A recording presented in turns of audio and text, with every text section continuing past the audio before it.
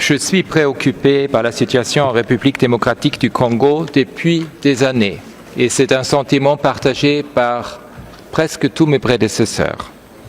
Aujourd'hui, la situation est encore plus grave et alarmante. Toutes les parties au conflit dans les provinces du Nord Kivu et du Sud Kivu ont commis des violations ou atteintes aux droits humains, ainsi que des violations du droit international humanitaire. Ce sont les conclusions préliminaires de la mission d'établissement de fait que le Conseil a confiée à mon bureau il y a 4 mois et qui s'est concentrée sur la période depuis janvier 2025.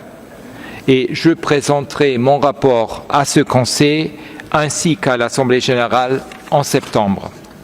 Pour l'instant, les enquêtes et analyses menées par la mission démontrent une apparente absence totale de considération pour la protection des civils pendant et après les opérations militaires.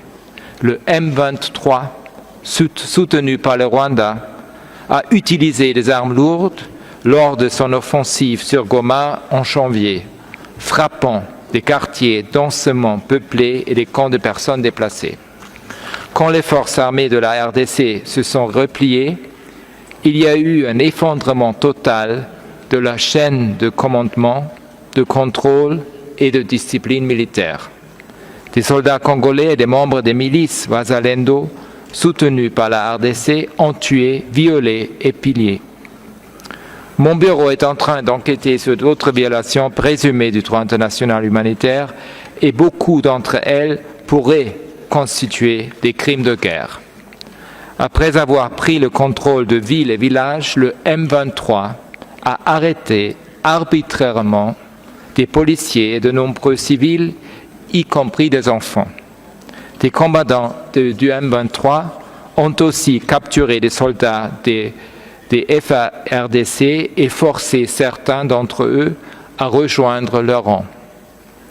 Des témoins ont raconté à mon équipe que les personnes capturées étaient et restent encore détenues dans des conditions inhumaines dans des camps militaires comme celui de Rumangabo ou dans des lieux de détention informels.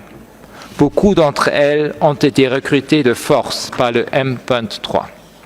Le M23 a procédé à des exécutions sommaires et extrajudiciaires en violation manifeste des droits humains et du droit international humanitaire et qui pourraient être qualifiés de crimes de guerre. La mission d'établissement des faits enquête aussi sur des exécutions sommaires présumées commises par les membres de FARDC et les milices Wazalendo. Le M23 a utilisé la torture et d'autres formes de mauvais traitements pour imposer de l'ordre, forcer les personnes à travailler, réprimer toute opposition et extraire des informations. La mission a aussi reçu des informations indiquant que des milices Wazalendo auraient arrêté arbitrairement et enlevé des personnes pour extorquer de l'argent et qu'elles auraient imposé des punitions sommaires dans les zones qu'elles contrôlent. La mission enquête également sur des allégations d'arrestation arbitraire et de disparition forcée par les services de renseignement militaire des FARDC de personnes soupçonnées de soutenir le M23. Distingués délégués, la mission a reçu des informations sur l'usage choquant de la violence sexuelle par toutes les parties au conflit dans le Nord Kivu et le Sud Kivu. Ces violences auraient été utilisées comme une forme de représailles contre certaines communautés, contre les proches des opposants présumés et contre des membres d'autres groupes ethniques. Près de 40% des survivants des violences sexuelles et basées sur le genre sont des enfants. D'après l'UNICEF, au plus fort du conflit, un enfant a été violé toutes les 30 minutes. Ces victimes et survivants ont un accès limité, voire inexistant, aux soins et aux kits de prophylaxie post-exposition, car les parties au conflit ont détruit des centres de santé d'une manière répandue et les bailleurs de fonds internationaux ont réduit le financement humanitaire international. Mon bureau enquête aussi sur des allégations de recrutement d'enfants, notamment d'adolescents, par le M23 et plusieurs milices Wazalendo en vue de les utiliser dans les conflits armés. Distingués délégués, des centaines de milliers de personnes déplacées subissent les conséquences les plus graves des combats dans le nord Kivu et le sud Kivu. Environ 1 million de personnes ont été forcées de fuir leur domicile ou de se déplacer d'un site temporaire à un autre. Beaucoup de personnes déplacées ont raconté que des combattants du M23 les avaient obligés à démontrer leurs abris et à quitter les lieux. À Goma, début février, on leur a donné seulement 3 jours pour retourner dans leur village d'origine où beaucoup ont retrouvé leur maison détruite ou occupée. En mars de cette année, mon équipe a constaté que beaucoup de personnes déplacées, y compris celles qu'on a forcées à retourner dans leur village au nord Kivu et au sud Kivu, avaient de grandes difficultés à se nourrir et à accéder aux soins de base. Les combats ont causé de lourds dégâts aux écoles, aux hôpitaux et aux systèmes qui alimentent l'arrivée de l'eau dans Masisi et Rutshuru par exemple. Les violences dans les provinces du nord Kivu et du sud Kivu ont réduit l'espace d'action pour les défenseurs des droits humains, la société civile et les médias.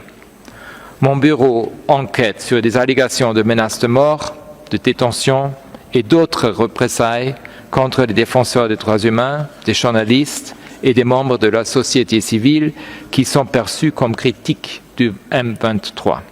Ceci inclut des allégations de meurtre d'au moins 2 défenseurs des droits humains et de menaces contre les défenseurs des droits humains qui soutiennent les survivantes de violences sexuelles et basées sur le genre.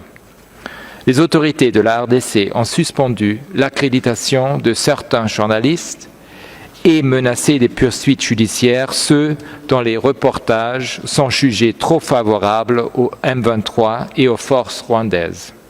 Le personnel de santé humanitaire est aussi menacé, intimidé et subit des violences. Avec les importantes coupures au financement humanitaire international, cela risque la transmission de maladies évitables comme la poliomyélite et la rougeole, bien au-delà des frontières de la RDC. Un exemple est particulièrement choquant. Dans la nuit du 28 février, des combattants du M23 ont attaqué 2 hôpitaux à Goma, l'hôpital de Ndosho et l'hôpital Heal Africa. D'après les informations reçues, ils auraient tiré à l'intérieur des bâtiments et enlevé 121 patients, les accusant d'être des soldats congolais ou des membres des milices Wazalendo. La plupart de ces personnes restent introuvables à ce jour. Distingués délégués, la mission documente des violations et atteintes aux droits humains d'une ampleur et étendue effroyable. Il est très préoccupant que les affrontements continuent sans répit dans le nord Kivu et le sud Kivu. J'appelle toutes les parties au conflit à s'engager immédiatement en faveur d'un cessez-le-feu et à reprendre les négociations et de respecter le droit international humanitaire et les droits humains. Je renouvelle mon appel au Rwanda à retirer ses troupes du territoire de la RDC et à cesser tout soutien au M23. J'appelle aussi tous les États qui ont une influence sur les parties au conflit à encourager le respect du droit international. Je les exhorte à faire tout ce qui est en leur pouvoir pour répondre à cette grave crise dans cette région et à soutenir les efforts de médiation pour trouver une solution durable, notamment en traitant les causes profondes de cette instabilité. La mission d'établissement des faits a recueilli et analysé une grande quantité de preuves auprès des victimes et des témoins en RDC, au Rwanda, au Burundi, dans d'autres pays, ainsi qu'auprès de partenaires des Nations Unies et de la société civile. Ces éléments pourront servir à appuyer les mécanismes de justice. Mesdames et messieurs, aujourd'hui, à cause de la situation financière, la mission a pu fonctionner uniquement grâce au fonds de réserve de mon bureau. En l'état actuel, il est peu probable que la commission d'enquête mandatée par le Conseil bénéficie d'un financement issu du budget ordinaire cette année. Nous ferons tout notre possible pour accéder au fonds du budget ordinaire en 2026 afin de garantir la mise en place de la commission. Je vous demande de maintenir votre soutien politique et financier au travail de mon bureau en République démocratique du Congo. Merci beaucoup.